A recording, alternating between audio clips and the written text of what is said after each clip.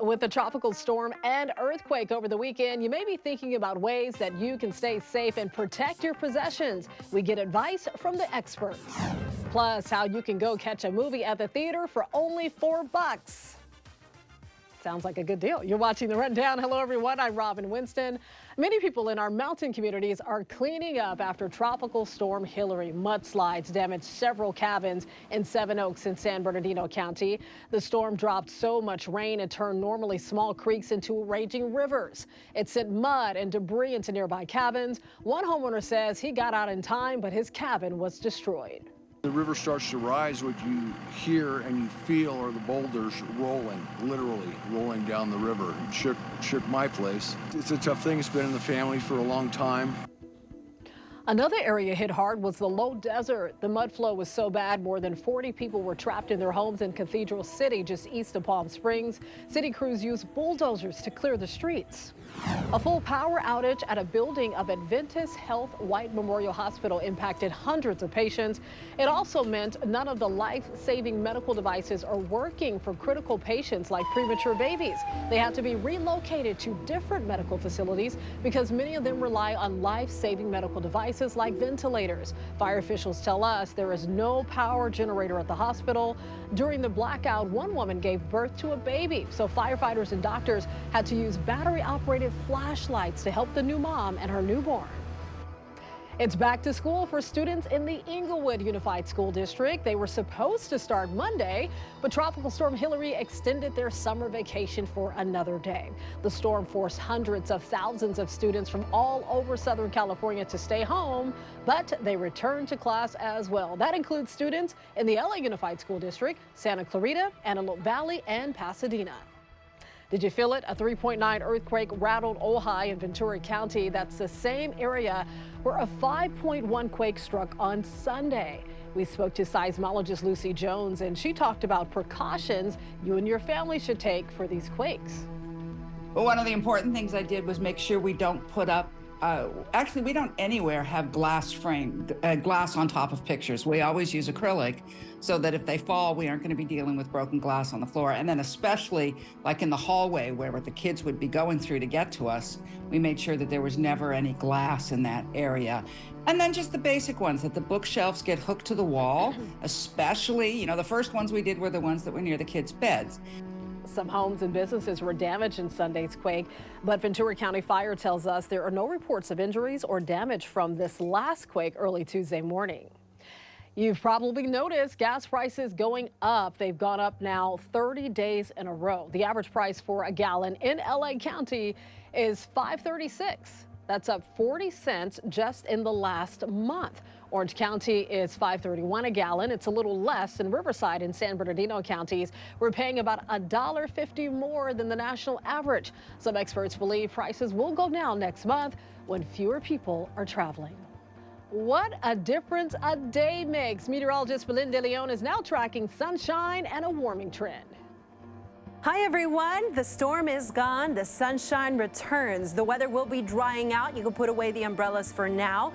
The weather will be warming up as well. The temperatures are going to be rising in the next few days, but as toasty as it may feel, we're actually staying below normal. Now, there is a chance for some monsoon flow returning to the mountains and deserts late this week. That's where we will see a chance for some storms. But here's the weather setup. There's this dome of heat over the central part of the country, but this persistent trough in the jet stream will keep our temperatures very consistent the next few days and below normal. But over the weekend, this area of high pressure will expand to the west, and that's when we start to see the temperatures rise. Look at the trend in Santa Clarita. 80s on Tuesday, low to mid 90s through Saturday, then mid to upper 90s Sunday into Monday. I know we've been a little cool lately, but the weather's going to heat up this weekend. Former President Trump says he will turn himself in to Georgia authorities on Thursday. The announcement comes after he was indicted on several charges stemming from his alleged efforts to overturn the 2020 election. Charges include racketeering, criminal conspiracy, criminal solicitation, and making false statements. Trump's bond has been set at $200,000.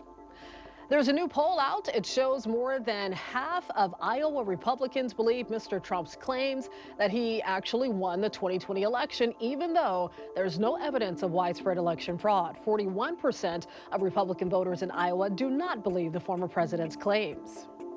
Detectives are asking for the public's help to find a woman who may have been kidnapped following a shooting in Whittier over the weekend. This is 19-year-old Andrea Vasquez, and she's 5 feet 3 inches tall, just over 100 pounds, with brownish red hair and brown eyes. Police believe Andrea was taken while she was sitting in a car with her boyfriend at Penn Park. Whittier police says an armed man and a woman approached the car, fired a weapon, and took her. Someone came, opened fire, hit her. As he ducked for cover, he did see a couple on a bench and tried to run to them for help. When he came back, she was gone. Andrea has her sister's name, Etlyn, tattooed on the back of her neck. She was last seen wearing a black long-sleeve crop top and khakis. A 9th bus carrying migrants from Texas has arrived in Southern California. The bus, loaded with 37 migrants, arrived at Union Station in downtown LA Monday night. LA Welcomes Collectives, a network of nonprofits and organizations, was there to help the migrants. The organization says almost all are asylum seekers who have relatives, loved ones, or sponsors here. The migrants are being offered support services, including food, clothing, and health checkups. But many are criticizing the actions of Texas officials. Really disheartening and disappointing to see Texas put the lives of these people at risk and sending them through the middle of a hurricane and a storm. LA Mayor Karen Bass had a similar sentiment. She issued a statement saying, in part, it is evil to endanger the lives of vulnerable migrants by sending a bus with families and toddlers on board to a city that at the time was under an unprecedented tropical storm warning. Many people are dealing with flood damage after Tropical Storm Hilary. Add to that possible issues related to the earthquake, and you may be concerned about exactly what your insurance policy will take care of. The I-Team's Lolita Lopez takes a closer look at coverage concerns.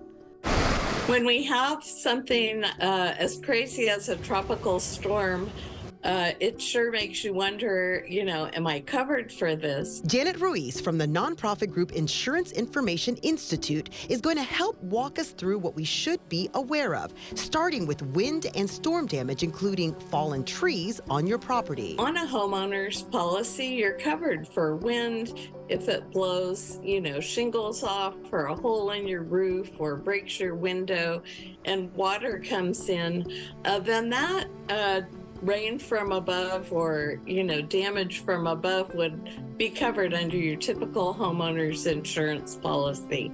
But on your homeowner's insurance, all those type of damages are a covered peril loss that you can put in an insurance claim for, minus your deductible. But she says flooding and mud flows like this one in San Bernardino County create a different scenario. Mud flows and flooding. What is the coverage for those two types of incidents?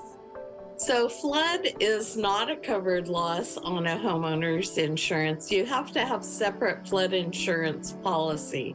Most people have it through the National Flood Insurance Program, but there are also private insurers who sell flood insurance. That would cover any water coming from the ground up. And what if your car got the brunt of the damage during the storm? The auto policy, if you have comprehensive coverage, subject to your deductible, will pay for flood. It'll pay for a tree falling on your car. It'll pay for wildfire damage. So comprehensive on your automobile will pay for all those type of losses. There were no reports of major damage from Sunday's earthquake, but you may have some minor issues from the shaking. Ruiz says about 13% of California homeowners have earthquake insurance, despite the fact that most Californians live within 30 miles of an active fault. To protect your home from earthquake, on the insurance side, you would have to have a separate policy. It's not included in your homeowner's insurance. But there are things you can do to protect your home and that is to strengthen your foundation.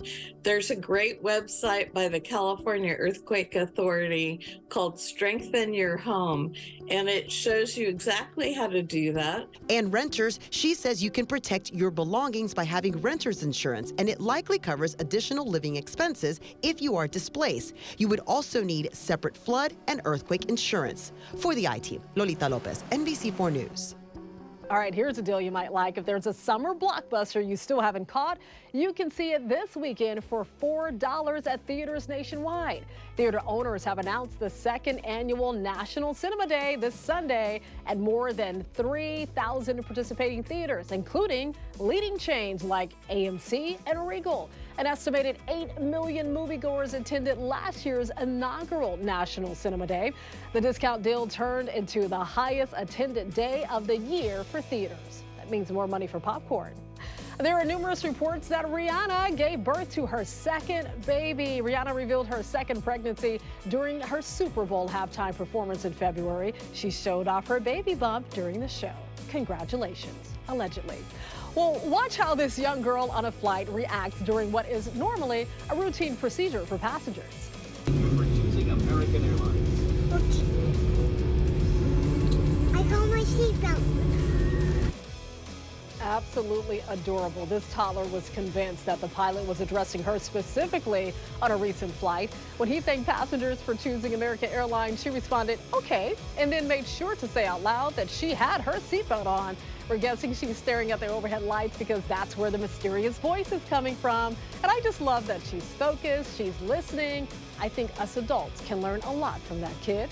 You can always get news and weather updates on the NBCLA app and our website, NBCLA.com. And be sure to tune into Today in LA on NBC4, weekdays from 4 to 7 a.m. I'll be helping you get around with traffic reports throughout the morning. I'll see you next time on The Rundown.